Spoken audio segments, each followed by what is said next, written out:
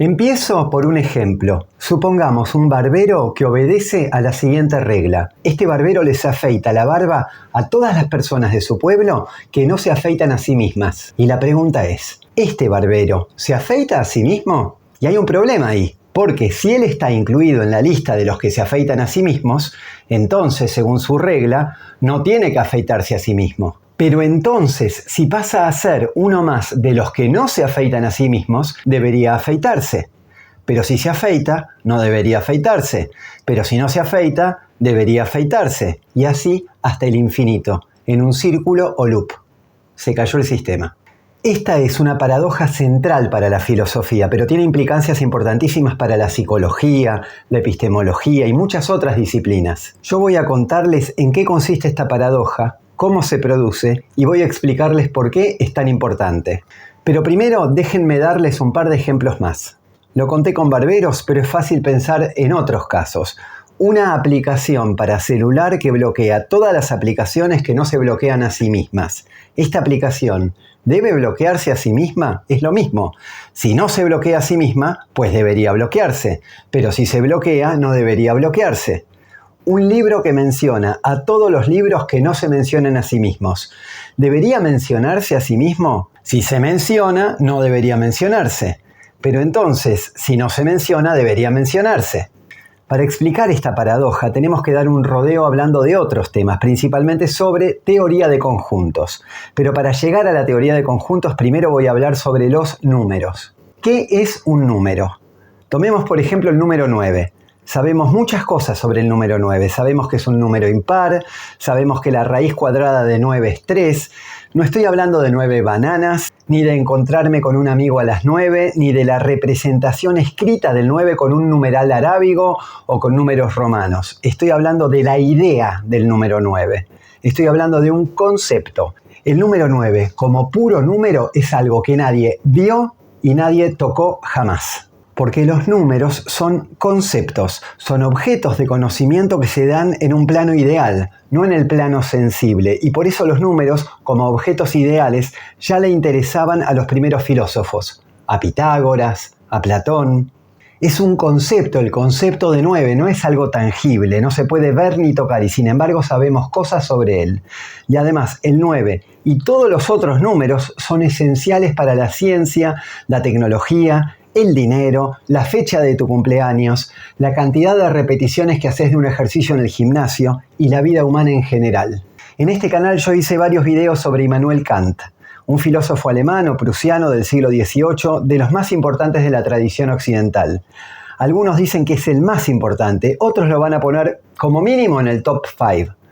La filosofía de Kant, la filosofía crítica, también llamada idealismo trascendental, considera que las matemáticas son construcciones de la mente humana, hechas sobre la materia prima de lo que Kant llama las intuiciones puras del espacio y del tiempo. Sin entrar en el detalle de la filosofía de Kant, quedémonos con esto. La matemática es una construcción de la mente humana, y si esto es cierto, entonces las verdades matemáticas son subjetivas. Avancemos entonces hacia el comienzo del siglo XX y en particular vamos a hablar de dos filósofos. Gottlob Frege, que nació en Alemania en 1848 y fue una figura trascendental en la historia de la lógica y de la filosofía analítica. El otro personaje central para este video es Bertrand Russell, un intelectual, filósofo, matemático, escritor y lógico británico que nació en 1872 y que estuvo muy influido por Frege y también colaboró con él. Russell y Frege son los dos grandes fundadores de la filosofía analítica y la lógica moderna. Ellos marcaron un antes y un después en la forma en que entendemos el lenguaje, la lógica y la matemática. Sus ideas fueron revolucionarias, sentaron las bases del pensamiento lógico y matemático moderno. La postura de Frege y Russell se conoce como logicismo. Según el logicismo, las matemáticas se derivan de la lógica. Son una rama de la lógica. El tipo más básico de matemática, que es la aritmética, según el logicismo, se puede reducir a dos disciplinas. Primero, la lógica de primer orden, es decir, la lógica más básica, la más elemental. Y segundo, la teoría de los conjuntos. Según Frege y Russell, si tenemos una lógica elemental y además tenemos la teoría de los conjuntos, con estos dos ingredientes ya podemos desarrollar la matemática y además mostrar que la matemática tiene una lógica interna y que por lo tanto es objetiva, no es una construcción subjetiva de la mente humana como quería Kant. Es decir, contra Kant se puede probar que la matemática es objetiva y no subjetiva. Frege y Russell pensaban que si lograban reducir la aritmética a la lógica y a la teoría de conjuntos, podrían responder a la pregunta: ¿qué es un número? Y la respuesta sería que los números son conjuntos. ¿Pero qué es un conjunto? Un conjunto es una colección de objetos. La rama de la matemática que estudia conjuntos o colecciones de objetos fue inventada por el matemático ruso-alemán Georg Cantor en la década de 1870. Cantor es famoso por haber demostrado que algunos infinitos son más grandes que otros. Y aunque parezca increíble, lo trataron de loco a Cantor en su época, pero esto es así, no todos los infinitos son iguales. Supongamos un hotel con infinitas habitaciones, la habitación 1, la habitación 2, la habitación 3, y así hasta el infinito. Vean que los números que identifican a las habitaciones son los números naturales, es decir, los enteros positivos, 1, 2, 3, 4, 5, etc. Ahora, si los huéspedes que vienen a alojarse al hotel son los números naturales, yo no tengo problema. Al número 1 lo mando a la habitación 1, al número 2 a la habitación 2, y así. Hay tantas habitaciones como huéspedes. Se trata de dos infinitos iguales o comparables, los infinitos huéspedes y las infinitas habitaciones. Son el mismo infinito. Pero si los huéspedes son los números reales, cayeron los números reales, la cosa se complica, porque pongo al 1 en la habitación 1, perfecto, al 2 en la habitación 2, al 3 en la habitación 3, hasta ahí voy bien. Pero ¿qué hago con el 1,5?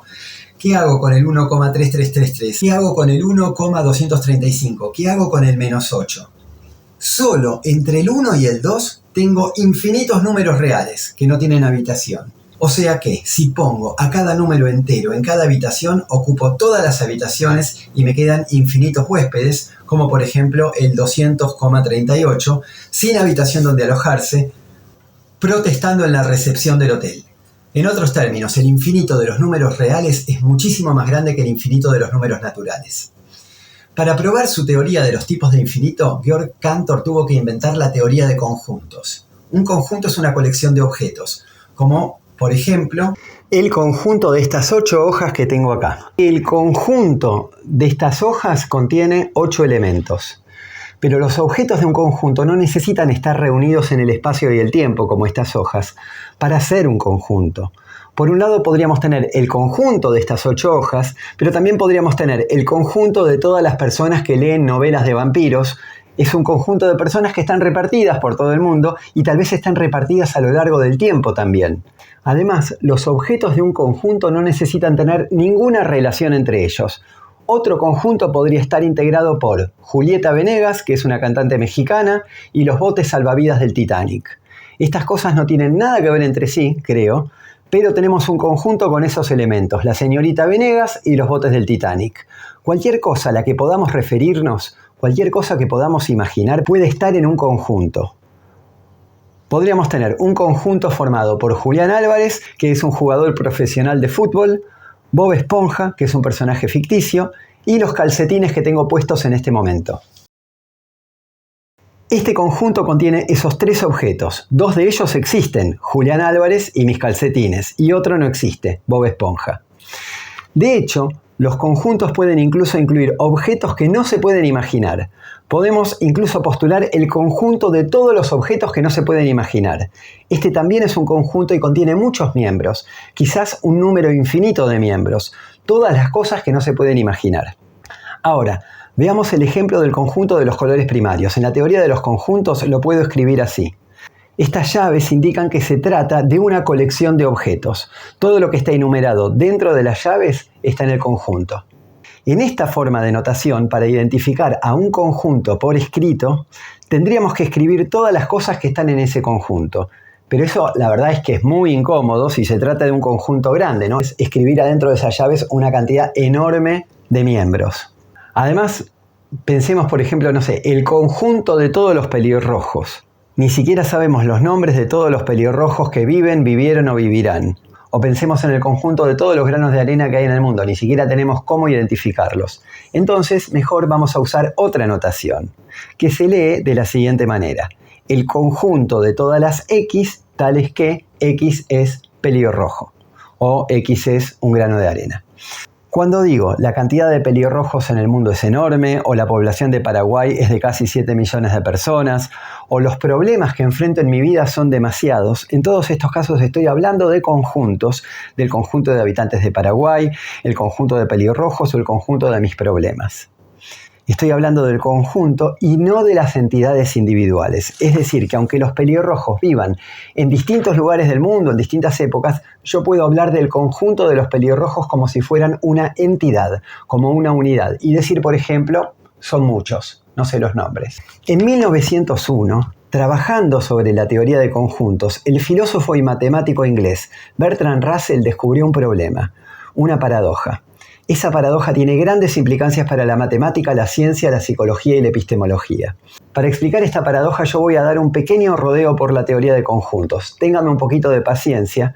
Voy a hablar de la teoría de conjuntos para que al final podamos llegar a la paradoja. Quiero decirles que para esta parte del video, para la explicación de la paradoja, utilicé bibliografía secundaria, pero sobre todo sigo la exposición de Jeffrey Kaplan, un prestigioso profesor de filosofía. Les dejo el link en la descripción por si alguien quiere ver su video en inglés. Despleguemos ahora las reglas básicas de la teoría de conjuntos. La regla número 1 es la de composición irrestricta. Esto simplemente significa que podemos hacer los conjuntos que nos venga en gana. Composición irrestricta, libertad total. Cualquier conjunto que se te ocurra es un conjunto. Bob Esponja, más mis calcetines, más el número 9, más los animales que acaban de romper un jarrón, más los animales que de lejos parecen moscas. Todos esos elementos forman un conjunto. Regla número 2. La identidad del conjunto está determinada por la membresía. Por ejemplo, un conjunto es el de Bob Esponja y mis calcetines. Otro conjunto es Bob Esponja, mis calcetines, Julieta Venegas. Otro es Julieta Venegas más los animales que acaban de romper un jarrón. Esto significa que lo que hace que un determinado conjunto sea el conjunto que es lo que hay dentro de él. En lenguaje técnico, esta es la extensión del conjunto, la lista de los miembros contenidos en el conjunto.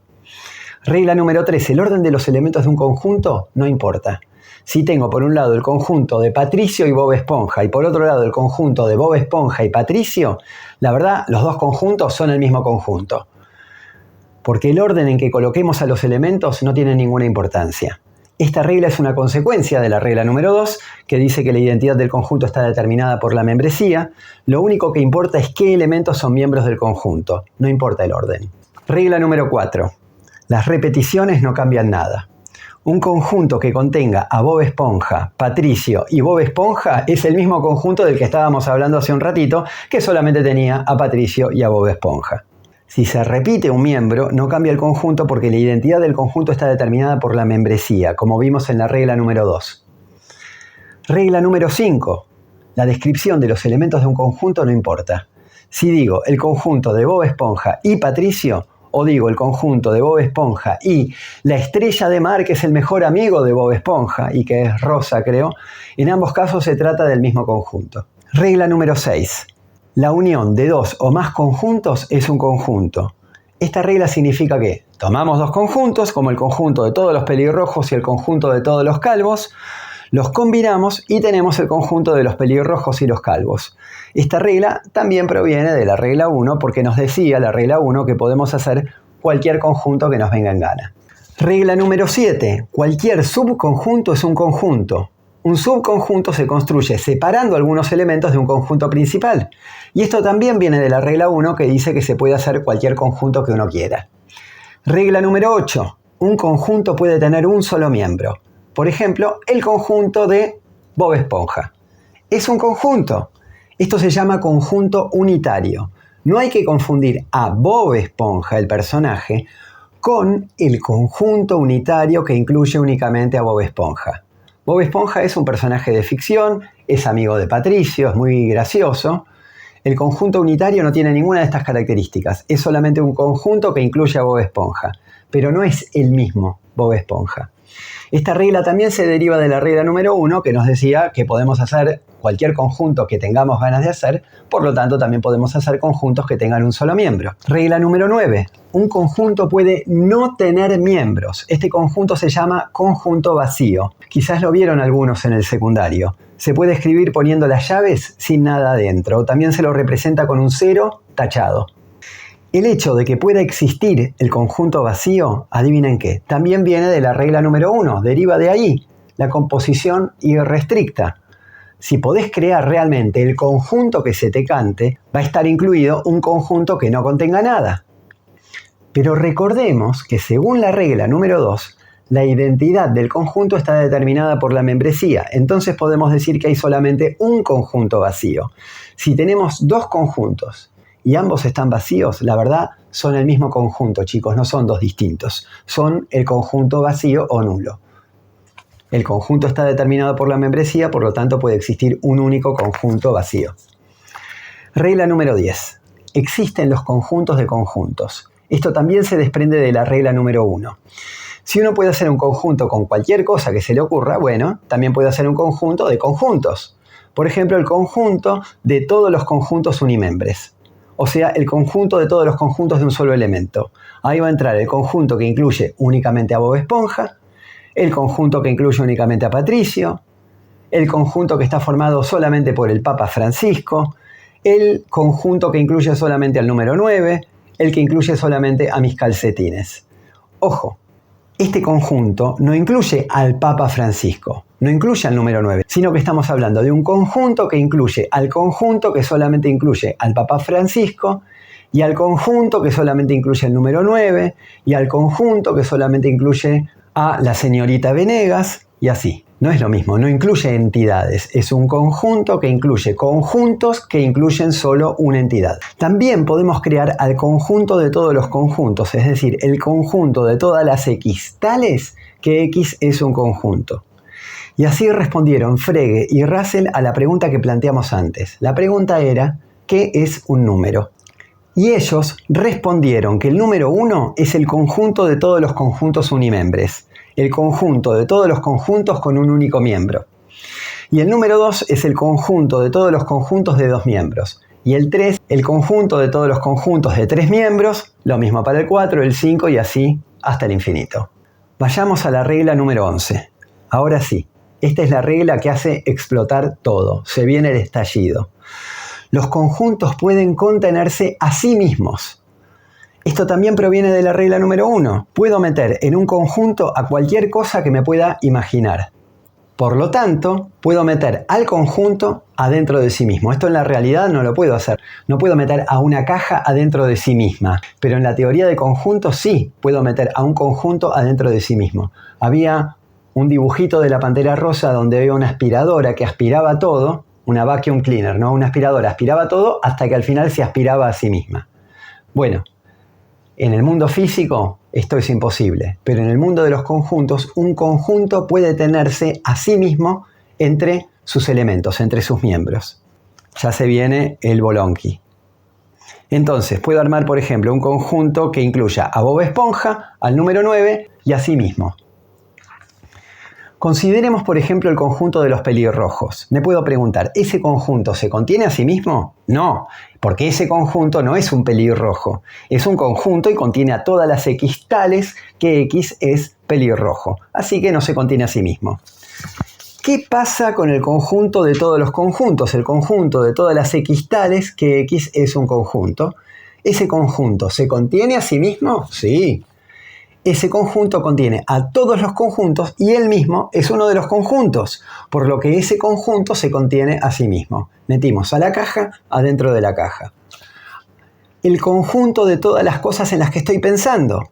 Y ese conjunto generalmente no se va a contener a sí mismo, pero resulta que justo ahora mismo sí se contiene a sí mismo porque ahora mismo estoy pensando en ese conjunto. El conjunto unimembre que solamente contiene a Bob Esponja, ¿se contiene a sí mismo? No, ese conjunto no es Bob Esponja, entonces ese conjunto no se contiene a sí mismo.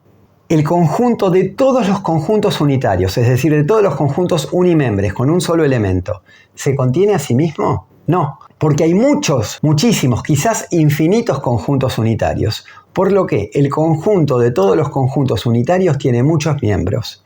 Así que él mismo no es un conjunto unitario y por eso el conjunto de todos los conjuntos unitarios no se contiene a sí mismo. Pero el conjunto de todos los conjuntos que contienen más de 100 miembros sí se contiene a sí mismo, porque él va a contener seguro más de 100 miembros, porque hay muchísimos conjuntos que tienen más de 100 miembros. Así que el conjunto de todos los conjuntos que contienen más de 100 miembros sí se contiene a sí mismo. En 1901, en Inglaterra, a Bertrand Russell se le ocurrió lo siguiente. Tomemos todos esos conjuntos que se contienen a sí mismos, juntémoslos a todos y hagamos otro conjunto con ellos. El conjunto de todos los conjuntos que se contienen a sí mismos. El conjunto de todas las X tales que X es un conjunto que se contiene a sí mismo. Pero, por otro lado, tomemos todos los conjuntos que no se contienen a sí mismos. Juntémoslos y hagamos un conjunto con ellos. Este es el conjunto de todas las X tales que X es un conjunto que no se contiene a sí mismo. Y entonces sucedió algo. Holy fuck. Russell se dio cuenta que había algo que no cerraba, había un problema, y le escribió a Frege una carta el 16 de junio de 1902. Frege recibió esa carta, y cuando la leyó, a esa carta de 2 páginas, tuvo una crisis nerviosa, y tuvo que ser hospitalizado. Y la carta hacía una pregunta. Atentos, la pregunta era: el conjunto de todos los conjuntos que no se contienen a sí mismos, ¿ese conjunto se contiene a sí mismo? Tenemos el conjunto de todas las X, el conjunto de todas las cosas tales que X es un conjunto que no se contiene a sí mismo. ¿Ese conjunto se contiene a sí mismo? Si no se contiene a sí mismo, entonces cumple con la condición. Es un conjunto que no se contiene a sí mismo. Por lo tanto, debemos incluirlo en el conjunto. Pero cuando lo incluimos, se está incluyendo a sí mismo. Se está conteniendo a sí mismo. Entonces ya no cumple más con la condición. Porque ahora se incluye a sí mismo, por lo tanto debemos quitarlo del conjunto de conjuntos que no se incluyen a sí mismos. Recuerden del principio el ejemplo del barbero que afeitaba a todos los que no se afeitaban a sí mismos. Es el mismo patrón. Si A, entonces no A. Pero si no A, entonces A. A y no A la vez es una contradicción. Es un problema indecidible. No podemos decidir nunca si A o no A. Queda indeterminado. Si tiene que afeitarse a sí mismo o no. O si el conjunto de todos los conjuntos que no se contienen a sí mismos se contiene a sí mismo. Entonces, la teoría de los conjuntos en la que íbamos a basar la fundamentación objetiva de los números, íbamos a derrotar a Kant, esta teoría tan central para la filosofía, la epistemología, la matemática y la ciencia, resulta que no funciona, se hunde, hace agua, o por lo menos nos conduce a una paradoja. Russell intentó salir de este problema postulando su teoría de los tipos lógicos. La teoría de los tipos lógicos busca prevenir estas contradicciones y estas paradojas diferenciando los niveles lógicos del problema. Diferenciando, por ejemplo, el conjunto que contiene a objetos de primer orden, pelirrojos, números, Bob Esponja, Julieta Venegas, del nivel siguiente, es decir, el nivel de los conjuntos de conjuntos. Según esta teoría, un enunciado como el conjunto de los conjuntos que no se incluyen a sí mismos no puede hacer esta referencia de un conjunto a sí mismo, ni a su conjunto de pertenencia, sin articularlos primero en una jerarquía de tipos lógicos, de niveles. Es como que hay que avisar en qué sentido estamos hablando. Es como si el barbero dijera: chicos, eso que yo dije de que voy a afeitar a todos los que no se afeitan a sí mismos, miren, no se aplica a mí mismo, porque yo no soy el cliente, estoy en otro nivel lógico. Yo soy el peluquero, tengo una función de tipo lógico superior, soy el que corta las barbas, no el cliente que quiere que lo afeiten. El peluquero está en la posición de un conjunto de tipo lógico superior. Así evita la autorreferencia directa y las contradicciones como la paradoja de Russell al requerir que cualquier elemento y el conjunto al que pertenece se encuentren en niveles diferentes de jerarquía. Hace que no se mezclen. Al establecer esta jerarquía de tipos lógicos y al prohibir ciertos tipos de autorreferencia, se evita el problema. Alguien podría pensar: che, pero Russell está haciendo un poquito de trampa porque nos está cambiando las reglas de la teoría de conjuntos. Está anulando la regla número 11. Según las nuevas reglas, los conjuntos no pueden contenerse a sí mismos. Pero si uno se deshace de la regla 11, si dice que los conjuntos no se contienen a sí mismos, entonces también tiene que deshacerse de la regla número 1, el axioma de comprensión irrestricta.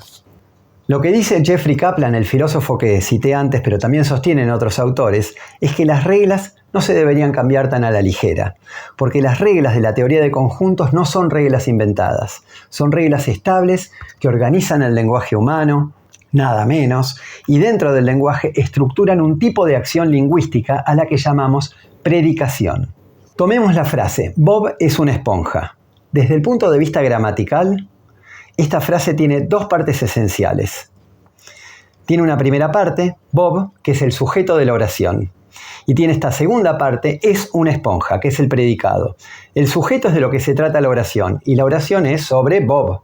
El predicado es lo que digo acerca de Bob. El predicado dice que Bob tiene una determinada característica, es una esponja. Si yo digo la nieve es blanca, la nieve es el sujeto de la oración, es blanca es el predicado. Los predicados son verdaderos para ciertos sujetos y no para otros. El predicado es blanca, es cierto para la nieve, pero no para el carbón. El predicado es una esponja, es cierto para Bob y no es cierto para mí. Al menos que se lo use metafóricamente, pero sería otro tema. ¿Cuál es la relación entre los conjuntos y los objetos? La relación es de contención. Los conjuntos contienen objetos. ¿Cuál es la relación entre los predicados y los sujetos? La relación es ser verdadero para. Un predicado es verdadero para un sujeto. Es verdadero acerca de un sujeto. La predicación es la práctica de decir algo sobre algo. La práctica de la predicación es omnipresente. Todo el tiempo estamos predicando algo de algo. Lo hacemos cuando pensamos, lo hacemos cuando hablamos en voz alta. La regla número 1 de que cualquier cosa puede ser parte de un conjunto tiene como una regla paralela en la predicación, porque desde el punto de vista lógico puedo predicar cualquier cosa acerca de cualquier cosa. Después será verdadero o falso, pero lo puedo decir.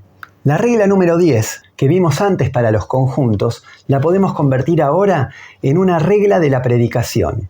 Podemos decir cosas acerca de los predicados. Decir que puede haber conjuntos de conjuntos, es decir, crear este nuevo nivel lógico, este metanivel, que es como decir que se pueden predicar cosas acerca de los predicados.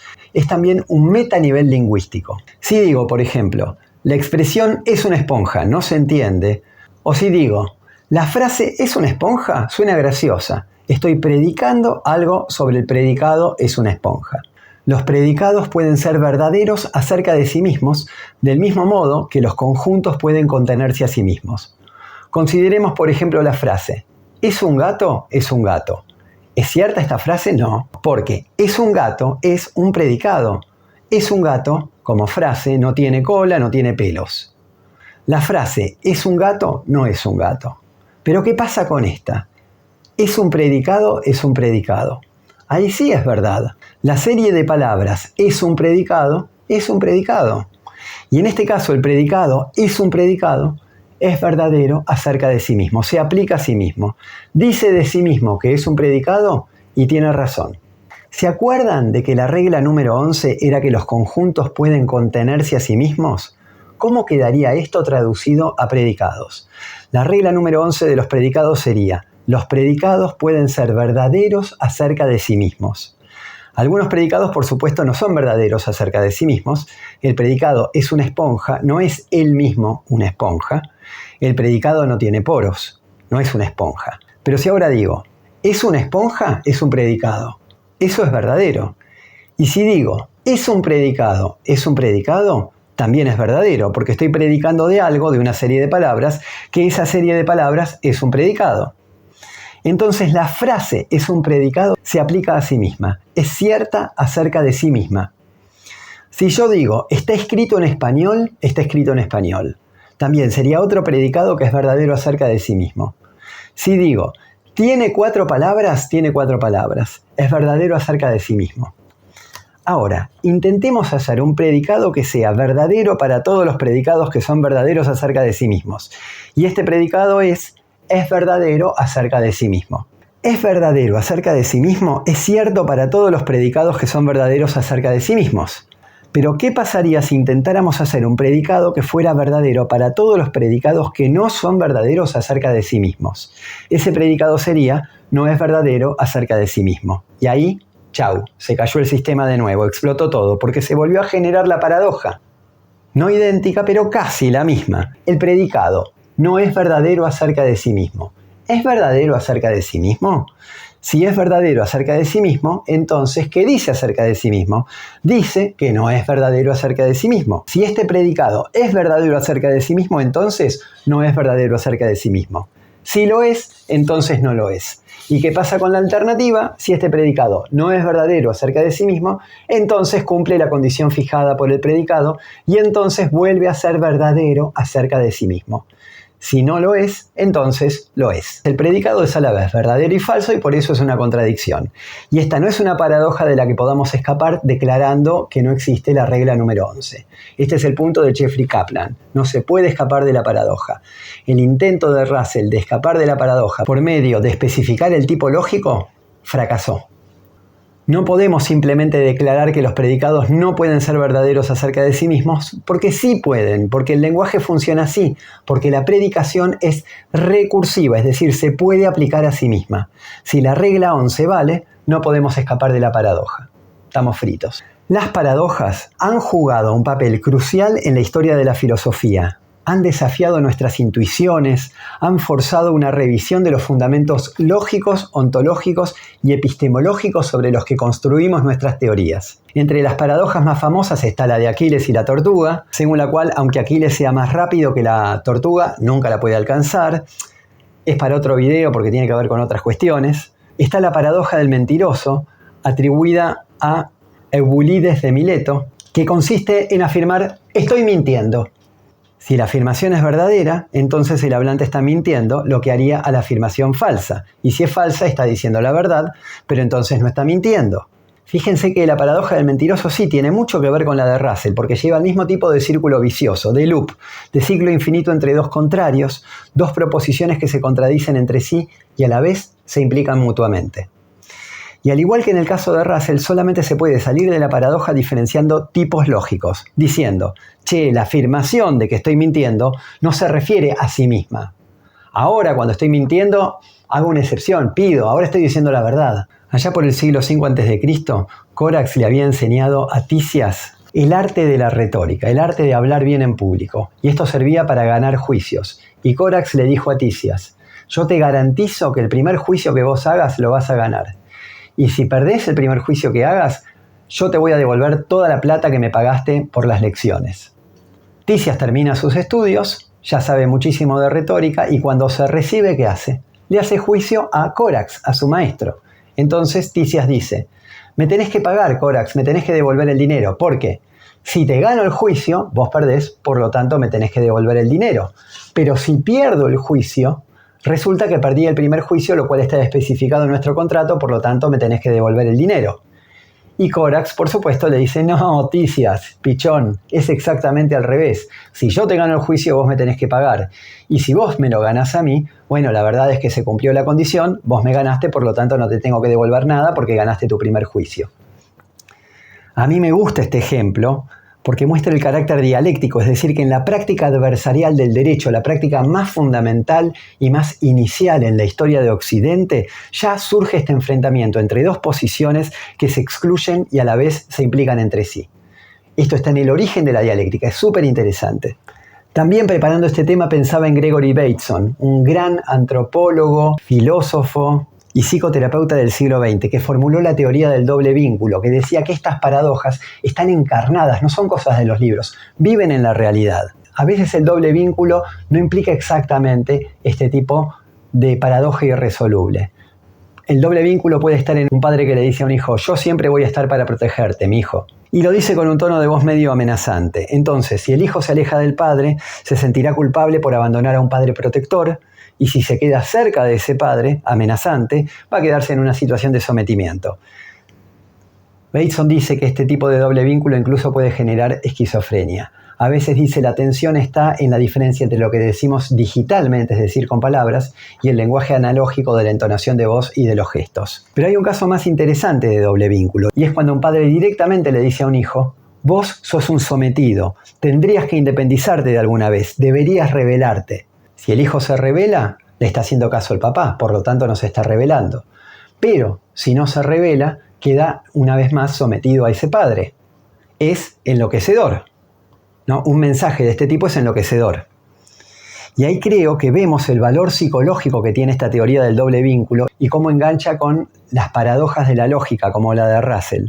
Porque el único modo de romper el círculo vicioso es enfrentarse al padre y metacomunicar. Papá, pará de decir estupideces. Papá, me estás volviendo loco. No me digas más nada. Esto es un salto de tipo lógico. Me salgo del nivel de comunicación en el cual mi papá planteaba los problemas y ahí rompo el doble vínculo, rompo la paradoja. Gracias.